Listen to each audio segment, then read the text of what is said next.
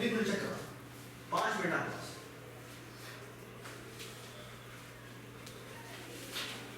हाँ दे दो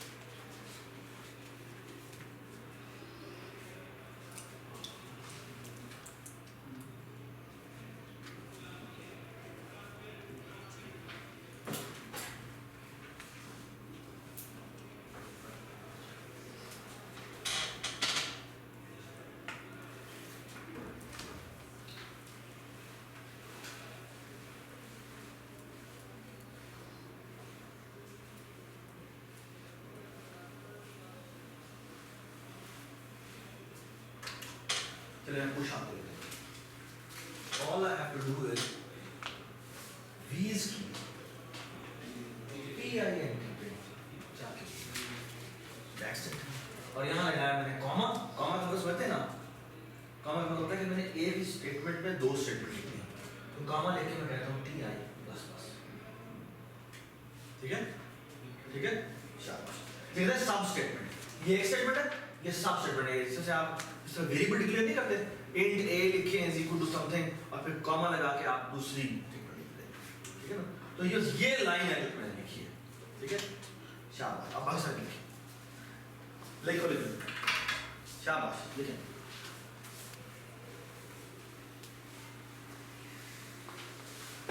इसमें एक छोटा सा मसला है देखते हैं क्या लगता है अच्छा हो जाता बेटा लिखें जो समझ में आता है फॉर्मल लिखें ओके बेटा you can work in group that's fine यार तीनों एक पे काम ठीक है और आप दोनों एक काम ठीक है दोस्त तुम के साथ बेटा आप दूसरे इधर से ठीक है हां एक पेन पे काम आप भी एक काम आप दो एक मिनट रुको दूसरा आई वांट डिस्कशन ठीक है प्लीज आई नीड चलिए बैक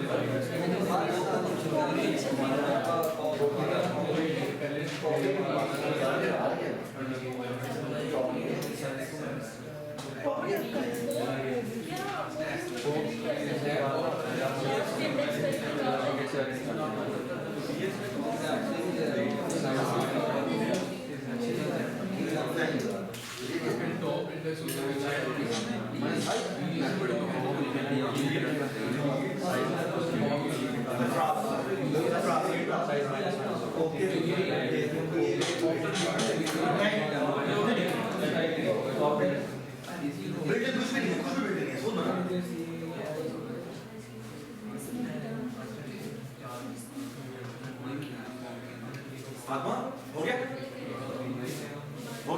सारा बहुत रह गए शाबाश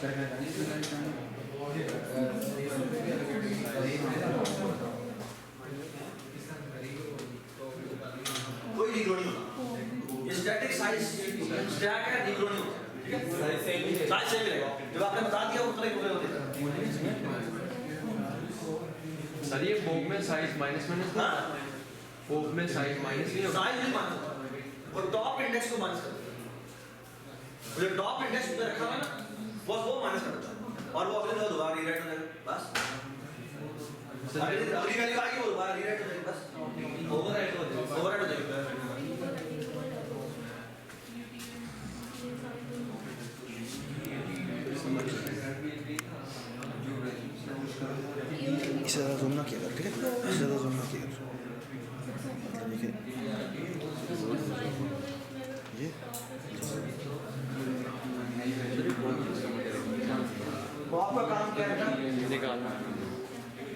एक बात सुनो, ये बेटा मैंने पहला पॉप किया, इसके बाद अगर मैं दोबारा से s डॉट पुश करूं और लेट्स से 5 पुश करूं, तो बेसिकली होना ये चाहिए एब्स्ट्रैक्ट लेवल पे अगर मैं देखूं तो वैसे पहले 2 पुश हुआ, फिर 3 पुश हुआ, फिर 3 मैंने निकाल दिया, ठीक है, और फिर जब मैं 5 पुश कर रहा हूं तो बेसिकली यहाँ पर 5 होना चाहिए, ठीक है। बेसिकली देखो तो जो 3 तुमने रिमूव किया ना वो रिमूव नहीं होता, बस उसका इंडेक्स पीछे करते हो, और जब आप दोबारा से पुश करने को कहते हो तो बेसिकली 3 के ऊपर 5 और ऐड होता है, बस नहीं, ठीक है, बस ये काम होगा। और फिर दोबारा से तो टॉप डिस्प्ले करोगे तो वो इस यहाँ चले सर इसमें साइज फिक्स है ना? सर अगर साइज फिक्स ना हो फिक्स नहीं फिक्स है। ये देखो अगर इसमें हम टॉप इंडेक्स को माइनस न्यू इंडेक्स में पुश कर रहे हैं तो इंडेक्स को टॉप मार्जिन अब इतना करिए ये बिल्कुल सही है टॉप लेस देन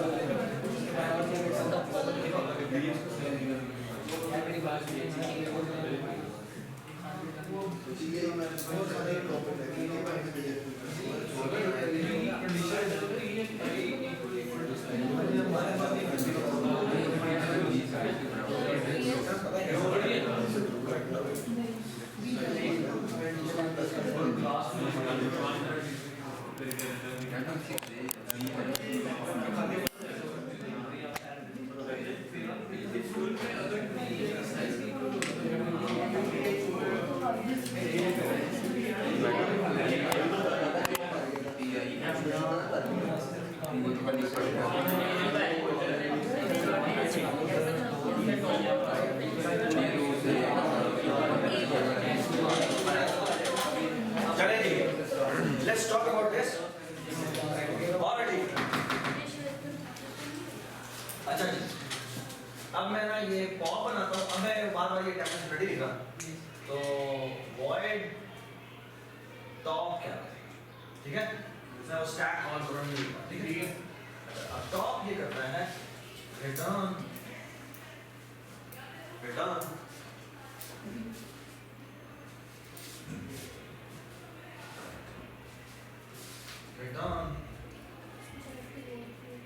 जी v's की कांस्टेंट टॉप इंडेक्स -1, ओके, ठीक है, फंक्शन की रिटर्न टाइप फंक्शन की return type t, you are absolutely right, ठीक है, सही है, -1 बेटा क्यों किया, क्योंकि जब हम 0 से वैल्यू रखवाते हैं टॉप इंडेक्स की वैल्यू 1 होती है, ठीक है, बस नहीं, जब हमने फातमा वाला काम किया होता तो यहाँ पर मैं मैटर देता, मैं -1 मैटर देता, ठीक है, शाबाश, आगे जी void pop, ठीक है जी, pop क्या करेगा, हाँ, only this ti minus, that is it, ठीक है, that's it, ठीक है, ऑलराइट जी, बाकी प्रोसीजर जाके हम लिख देते हैं, इज फुल बना देते हैं, bool is full, can you tell me क्या होना चाहिए, हाँ, तो फिर क्या करें, रिटर्न 0, रिटर्न जी ti double equal to size -1, let's say एक साइज की स्टैक थी, तो जब आपने एक इंसर्ट किया तो ti की वैल्यू 1 हो गई, अब वो फुल हो गया, ठीक है, तो ये हो जाए, डज इट मेक सेंस, इधर आ जाइए, bool is empty, अगर वो नहीं है हाँ फुल नहीं है दूसरे हाँ जी नहीं फुल अगर फुल नहीं है तो क्या कि आज इक्वल नहीं होगा तो ये एक्सप्रेशन जब इवैल्यूएट होगा तो फॉल्स आएगा वो फॉल्स रिटर्न कर देगा ठीक है ये बात नहीं इधर आ जाइए इज एम्प्टी क्या करेगा एम्प्टी 0 जी return ti double equal to एक एक लाइन के फंक्शन है सर जब हम टॉप के केस में वैल्यू रिटर्न कर रहे हैं तो अगर सुने बात बहुत इंपॉर्टेंट बात है हाँ जी अगर हमारे पास वैल्यू मतलब नहीं है एम्प्टी है ये बात सुन रहे अगर हमारा स्टैक एम्प्टी था और हमने पहले ही पॉप कर दिया फारिग हो गया इसे कुछ समझ आएगा यानी कि स्टैक मैंने बनाया और साथ ही मैंने कह दिया s डॉट पॉप अब तो प्रोग्राम को क्रैश कर जाना चाहिए क्यों क्योंकि मैंने वैल्यूज को पुश ही नहीं की ये बात सुन रहे तो एक बात याद रखिए इस तरह के केस में स्टैक जब भी आप बनाते हैं तो साथ में एक लिमिटेशन रखते हैं क्या लिमिटेशन कि भाई आपने जब भी पॉप कॉल करने से पहले इस full check is empty check कर पुश के लिए क्या चेक करनी इस फुल चेक बस नहीं ठीक है अगर आप इस तरह का घनाऊनी हरकत करेंगे कि आपने किया तो फिर आप जो है वो कॉन्सिक्वेंस झेलने के लिए तैयार हो और वो मैं कॉन्सिक्वेंस भी बता और वो ये बता ये तभी होगा जब ti is not equal to size ठीक है और अगर वो इसके else में आ गया है तो हम पता क्या करेंगे अब एक तरीका का बहुत सारे तरीके हो सकते हैं सुने बात गौर से एक तरीका कार ये है कि मैं यहाँ पे एक्सेप्शन थ्रो ठीक है और थ्रो में मैं कोई स्ट्रिंग भेज देता हूँ एज एक्सेप्शन और क्या भेज देंगे लेट्स से भाई स्टैक ठीक है तो बेसिकली हमने एक्सेप्शन थ्रो कर दिया स्टैक फुल हो गई है अब प्रोग्राम अगर आपने वहां ट्राई कैच लगाया हुआ है मेन में आपने ट्राई कैच लगाया हुआ है तो ये यहाँ पर पकड़ा जाएगा अदरवाइज क्या होगा आपका जो भी प्रोग्राम है वो क्रैश कर जाएगा पता है ना आपको इसकी कैसे होती है अगर आप थ्रो कर दे तो यहाँ पर इसको हैंडल करने के लिए मौजूद होना चाहिए ये बस नहीं एवरीबॉडी अंडरस्टैंड ये मैं क्या बात कर एक तरीका ये है कि आप एक्सेप्शनल हैंडलिंग से हैंडल करें एक तरीका और है और वो तरीका ये है कि मैं इसकी डेफिनेशन और क्या बदलता हूँ इसकी डाटा क्या है void मैं कहता हूं कि ये जो पुश है इसकी मैं रिटर्न टाइम ब्लू बनाता हूं ठीक है let me use blue because मैं एक और इम्प्लीमेंटेशन कर रहा हूं सो मैं इसकी रिटर्न ब्लू बनाऊंगा और इसकी रिटर्न टाइम क्या बना दूंगा और यहां मैं क्या करूंगा अगर ये चल रहा है तो आखिर में वो कर देगा रिटर्न ट्रू और अगर वो एल्स में आ जाए तो थ्रो एक्सेप्शन करने के बजाय वो क्या कर दे रिटर्न क्या अब जिसने इंसर्ट किया है पुश किया है वो ये साथ ही इधर एल्स की उसकी रिस्पांसिबिलिटी है कि वो ऐड कर पाया है या नहीं कर पाया अगर वो ऐड कर पाया है तो क्या होगा तो वो रिटर्न ट्रू कर देगा अगर वो ऐड नहीं कर पाया तो वो रिटर्न क्या कर देगा रिटर्न फॉल्स कर देगा similarly you can handle top as well बगे नहीं पहले पॉप करते हैं पॉप को कैसे हैंडल करेंगे रिटर्न टाइप इसकी वॉइड थी इसे बूल में कन्वर्ट करेंगे देन बूल में कन्वर्ट क्या करेंगे आप यहां पे डायरेक्टली pi माइनस माइनस कर देंगे नहीं क्या करेंगे हम चेक करेंगे कहीं एम्प्टी तो नहीं है इफ इज एम्प्टी ठीक है अगर एम्प्टी का नॉट है यहां पे भी नॉट लगाया मैंने कहां लगाया तो बेसिकली इसको इज फुल कहो so is full और यहाँ पे not ठीक है क्यों जरूरत है ये लगाने की और मैंने इस फुल बनाया हुआ है तो क्यों नहीं यूज करते यहाँ पे is empty not लगाते हैं क्या वो empty नहीं है अगर वो empty नहीं है तो फिर तो ये माइनस माइनस कर देगा अदरवाइज क्या कर देगा रिटर्न कर देगा क्या रिटर्न कर देगा और यहाँ पे हम कॉमा लगाते हैं और यहाँ पे लिखते हैं रिटर्न तो क्या मेरे ख्याल में रिटर्न स्टेटमेंट ना सब स्टेटमेंट तौर पे नहीं आ सकती तो मेरे ख्याल में यहाँ पे सेमीकोलन लगाना पड़ेगा यहाँ ब्लॉक ये जाके चेक ठीक ये सब कुछ समझ में आ गया ठीक है तो एवरीबॉडी अंडरस्टैंड कि क्या हुआ है ठीक है अब हम टॉप में टॉप को भी इसी तरह से करना चाहिए हमें मॉडिफाई। क्या करें क्या करें? So वही टॉप में बुरी तरह फंसे हुए हैं। क्यों? टॉप के तो वैल्यू रिटर्न करनी है। क्या चेंज करें इसमें कि ये भी इस तरह से हैंडल हो जाए? हाँ, एक्सेप्शन हटा नहीं सकता। बाद में इसमें भी एक्सेप्शन हैंडलिंग करनी चाहिए और एक्सेप्शन के साथ हैंडल करना है। ठीक है, वो मैं नहीं लगाया, वो आपको बताएगा। ठीक है, लेकिन अगर मैं इसको बूलियन में कन्वर्ट करूँ तो कैसे कर सकता? ऐसे करते हैं। ये जो हमने टी रिटर्न करवाना ना, इसकी जगह TM% एक V भिजवा देते हैं। और ये रिटर्न करने की बजाय हमें करते हैं V इज इक्वल टू ये, और इसकी रिटर्न टाइप क्या कर देते हैं? बूल कर देते हैं। बस नहीं, और ये क्या होगा? पहले हम चेक कर लेंगे भाई ये V ये क्या एम्प्टी तो नहीं है, इज एम्प्टी। ठीक है, नॉट अगर है तो फिर ये कर दे और यहां पे रिटर्न कर दे क्या? ट्रू। एल्स में क्या करते हैं? Return false. लेकिन अगर एक छोटा सा मसला हो गया, मसला में नहीं बल्कि एक रिस्ट्रिक्शन लगी है, बोले कि आप जब भी आप टॉप कॉल करेंगे, अब जब भी आप टॉप कॉल करेंगे तो जिस टाइप का आपने स्टैक बनाया है उस टाइप का वेरिएबल आपको पास करना है। ठीक है, क्यों? क्योंकि ये क्या कर रहा है? बाय रेफरेंस ले रहा है एक वेरिएबल और उस बाय रेफरेंस वेरिएबल को ये वाली वैल्यू असाइन कर देता है। ये बात सुना है? Does it make sense? ठीक है, does it make sense? ठीक है,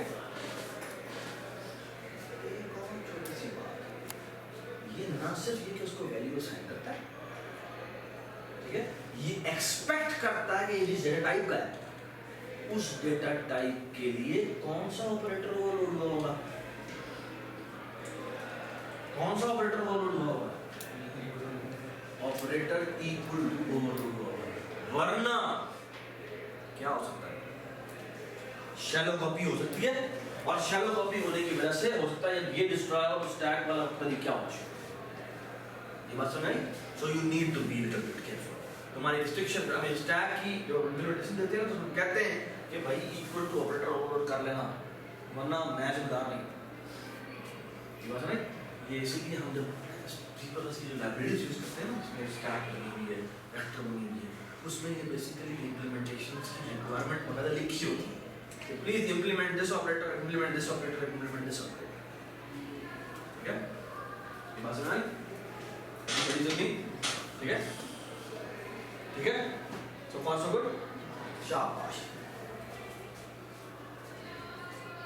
सब कुछ समझ में आ गया? ये इम्प्लीमेंटेशन समझ में आ गया? तो बेटा आप लोगों में दो इम्प्लीमेंटेशन करते हैं। स्टैक की एक इम्प्लीमेंटेशन, पहली इम्प्लीमेंटेशन क्या है?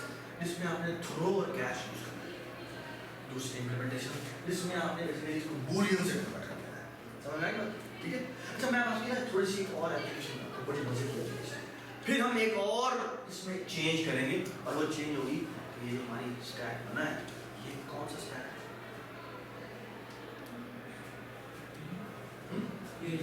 ये स्टैटिक क्या क्या क्या क्या करता है? चेंजिंग साइज साइज कहते हैं, फिक्स साइज स्टैक है। ये हमारा कौन सा स्टैक है? फिक्स साइज स्टैक है। इसको हम चेंज करेंगे और इसको डायनामिक साइज बनाएंगे। डायनामिक साइज का मतलब है कि वो भी ग्रो होता है। बात समझ? ठीक है, we will talk about it in a while. ठीक है, but first let's do an application, beautiful application. ठीक है, और वो application कुछ नहीं है।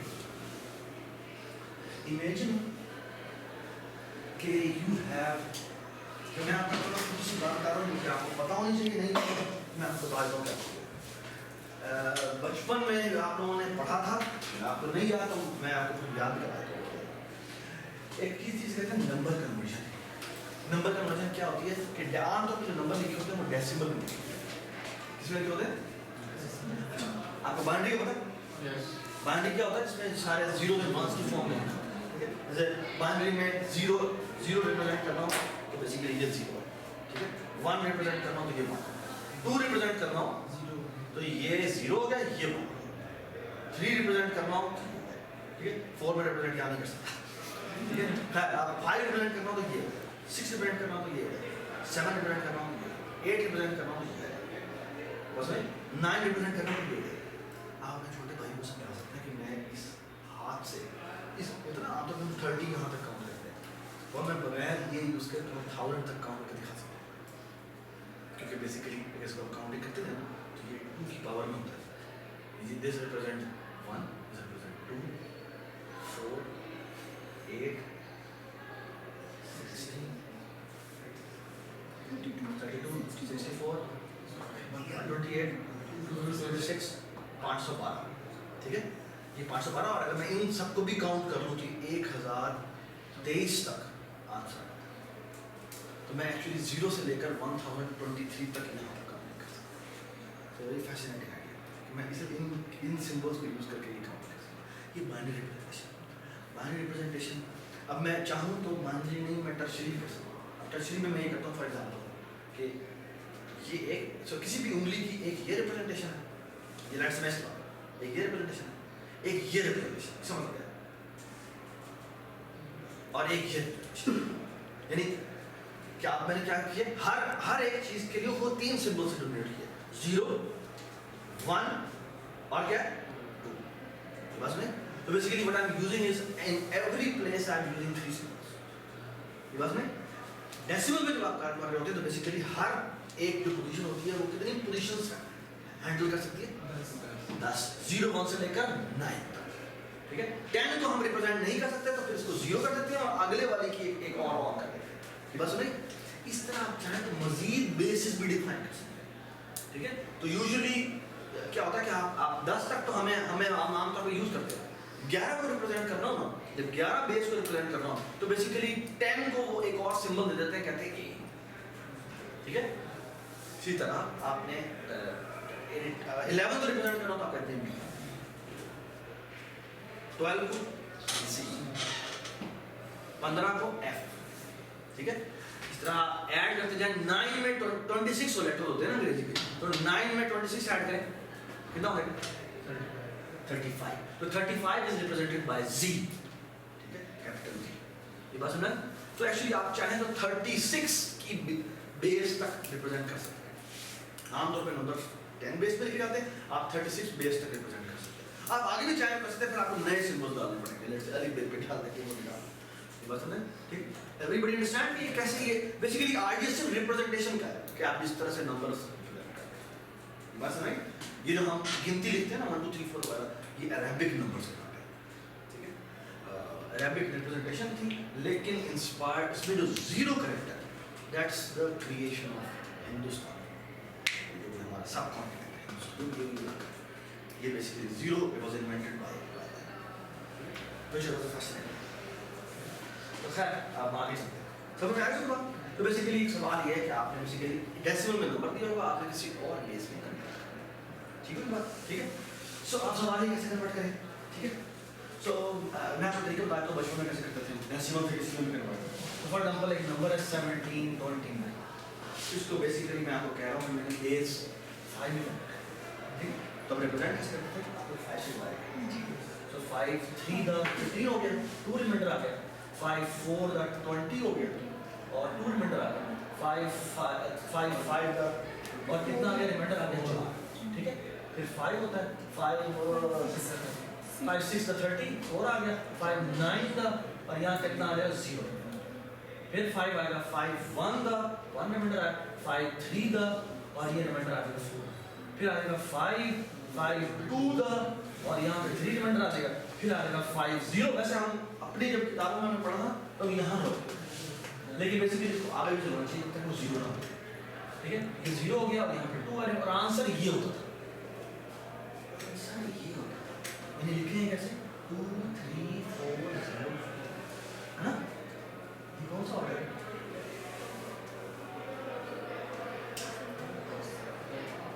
ठीक है, कौन सा ऑर्डर है, लास्ट इन फर्स्ट आउट, है ना। सो बेसिकली बहुत सिंपल सा काम है, क्या कर सकते हैं हम रिमाइंडर ले लेते हैं, कहाँ से स्टैक में डालते हैं, फिर क्या करें स्टैक से यूं निकालते हैं और आपने जो लेटर नंबर बनाना है उसको शिफ्ट करते हैं, 10 से मल्टीप्लाई करेंगे, शिफ्ट कर देंगे, बस नहीं तो अभी बता इसका नाम है, तो सुने बात रिटर्न टाइप इसकी एंड हम आंसर लिखेंगे, ये भी कीजिए बाद में स्ट्रिंग में भी कन्वर्ट करते हैं। स्ट्रिंग में मतलब क्या है कि बेसिकली हमने आपको 10 से ऊपर वाली बेसिस में कन्वर्ट करना हो तो कैसे करेंगे, ठीक है। सो लुक एट दिस, मैं यहाँ पे इंट लिखता हूँ, यहाँ पे लिखता हूँ बेस कन्वर्टर। इसमें बेटा क्या पास होता है, एक इंटीजर n पास होता है और एक इंटीजर बेस पास होता है। ये भी क्या, ये बता रहा है मैंने किस बेस में कन्वर्ट करना है। बेटा कोई मसला इसके अंदर, हाँ कोई मसला तो बताएं बेटा। एक बात सुनो, जो भी चीज समझ करना है आपकी रिस्पॉन्सिबिलिटी क्या बताएं, ठीक है, ठीक है। Please feel free to ask the question, ठीक है। आप कहीं भी मसला हो आप प्लीज रोके और ये मत सोचें कि लोग क्या कहेंगे, ठीक है। डोंट इमेजिन कि तुम्हारे अराउंड भी कोई है, ठीक है। यू हैव रिस्पॉन्सिबिलिटी कि कहीं भी कोई मसला हो बताएं, ठीक है। शाबाश। चलिए शुरू करते हैं। सो बड़ा ही सिंपल आइडिया दोस्त, ये तो देखिए मैं यहाँ पे एक स्टैक ऑफ इंटीजर और इसका नाम रखता हूँ s, ठीक है। स्टैक ऑफ इंटीजर तो let me call this s, ठीक है। मैं लिखूँ ना, ठीक है, चार लिखूँ। मैं यहाँ पे ये करता हूँ कि मैं यहाँ बोलता हूँ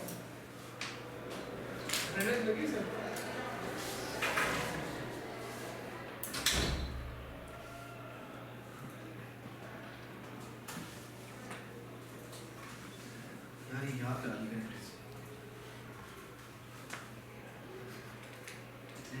कितनी मजे की बात है।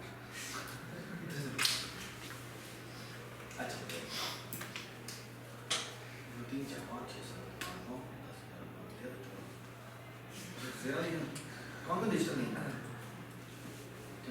हो जाता है ऐसे ऑप्शन होता है। पर वो वैसे कढ़ाई पीस से जो है लेकिन तो भी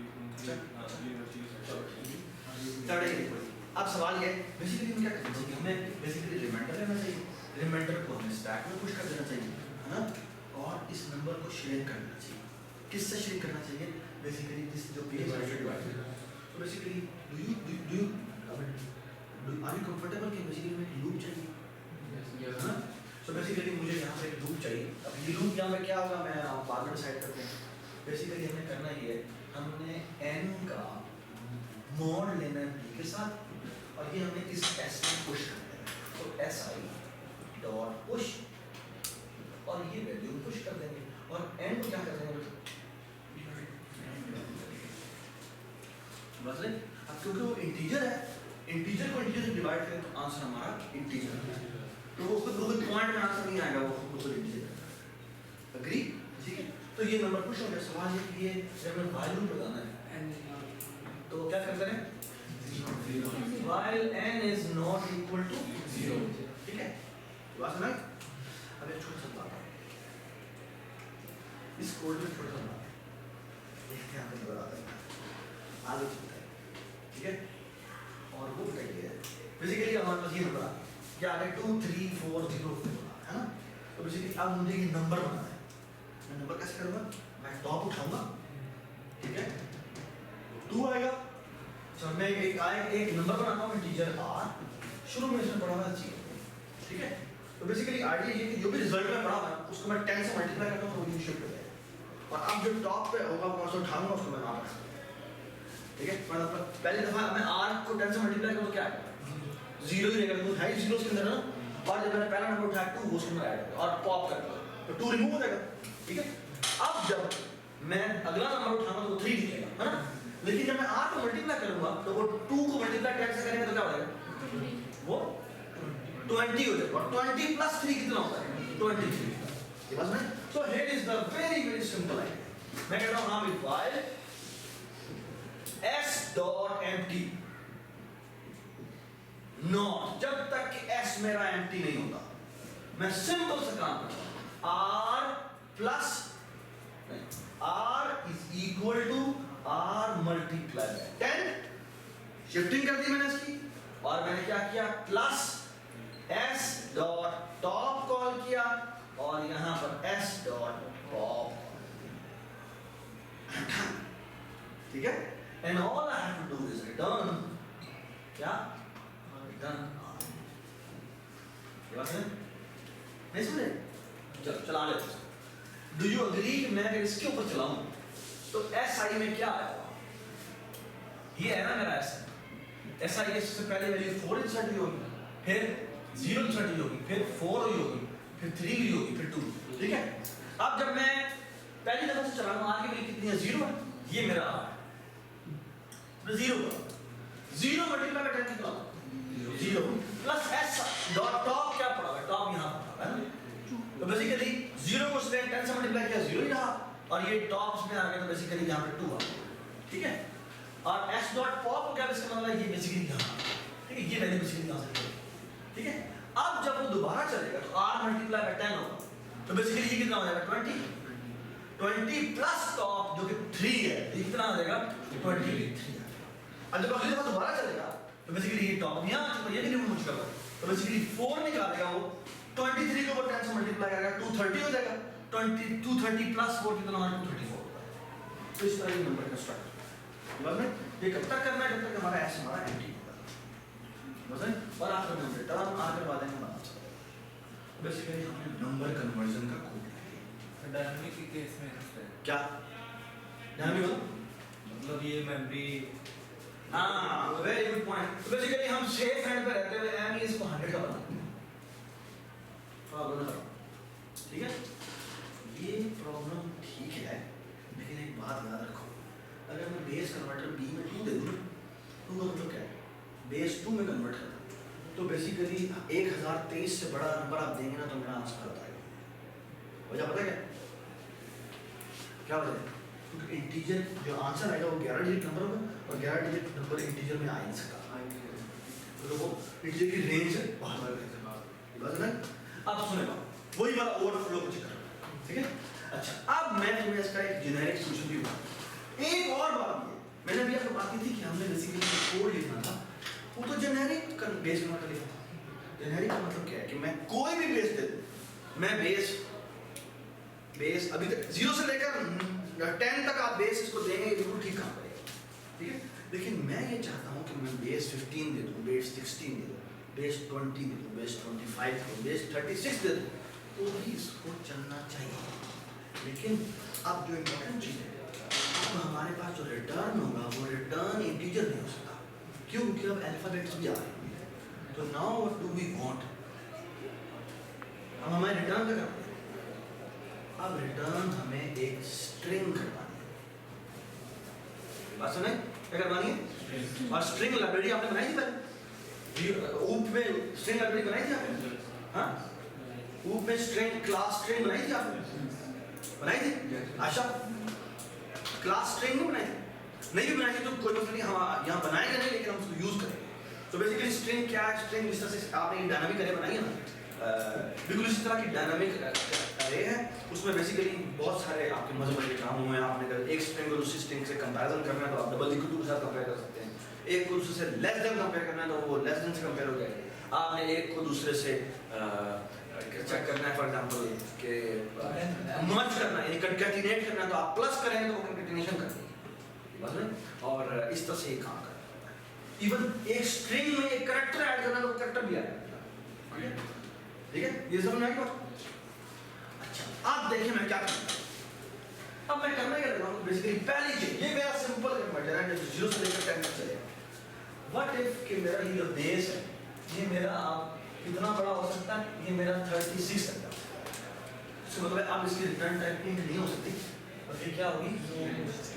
स्ट्रिंग, बस नहीं, ठीक है। चले,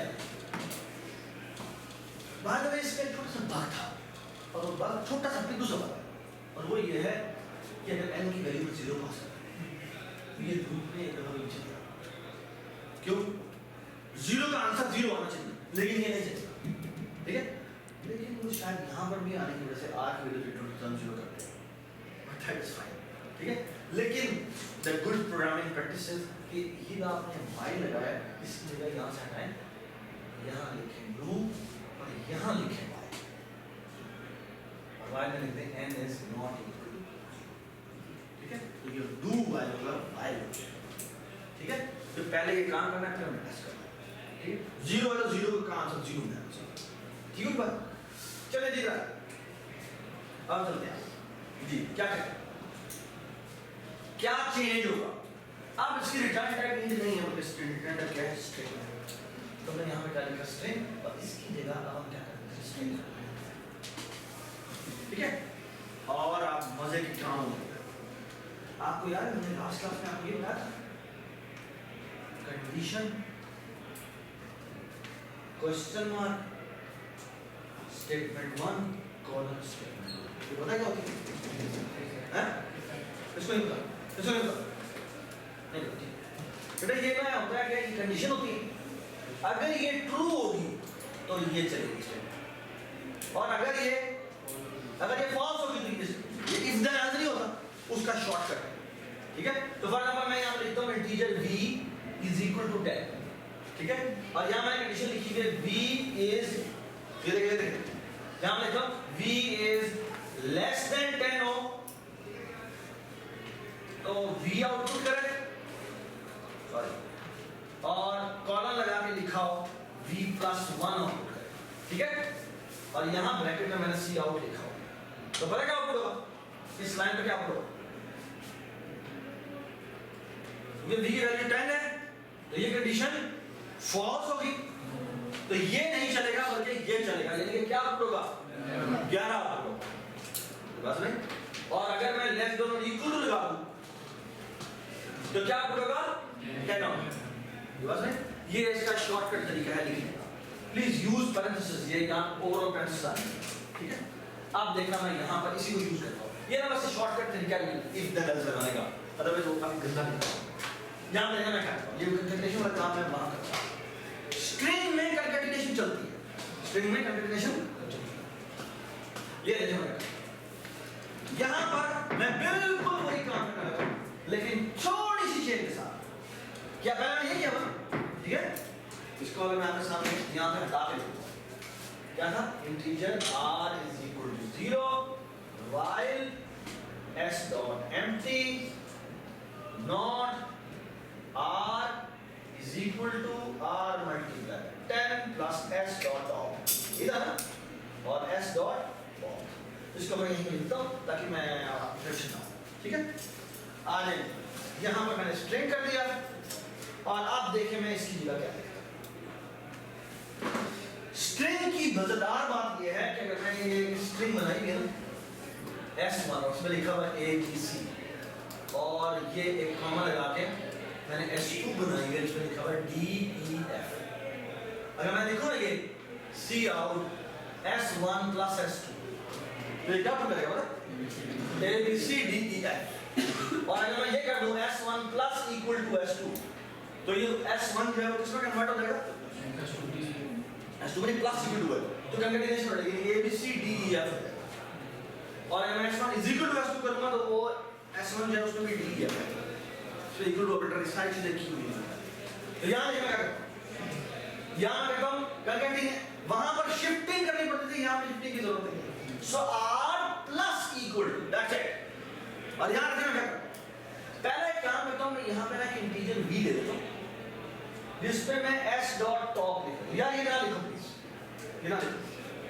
अच्छा, ये मेरी वैल्यू आ, ये जो भी वैल्यू आएगी यहां, ठीक है, मसला ये कि ये स्ट्रिंग है, स्ट्रिंग में पड़े होते हैं क्या, अल्फाबेट, है ना। अच्छा, ये जो 1 2 3 ये जो यहां पर आ रहा है 1 2 3 अगर आप स्ट्रिंग में रखने की कोशिश करेंगे तो वो घपला है। क्यों? क्योंकि 0 अगर आप रखने की कोशिश करेंगे तो नल के बराबर होता है, बैक स्लैश 0 बराबर। 1 रखने की कोशिश करेंगे तो वो कोई एक उल्टे मुंह वाला स्माइल होता है। ठीक है, तो वो बड़ा मसला होता है। 0 अगर आपने एज ए कैरेक्टर के तौर पर स्टोर करना है तो वो बेसिकली उसकी आज की वैल्यू होती है 48। ठीक है, ना भी याद हो तो सिंपल सिंगल कोड में आप 0 लिख दें तो वो उसकी जगह रिप्लेस है। तो ये देखिए मैं क्या कर रहा हूं, मैं यहां लिखने लगा हूं, चेक करो ये v क्या है, क्या v लेस देन और इक्वल टू 9 है, ये मैंने लिखी कंडीशन। अगर ये है तो पता क्या करें, ये देखिए क्या करें, 0 प्लस v। अब अगर v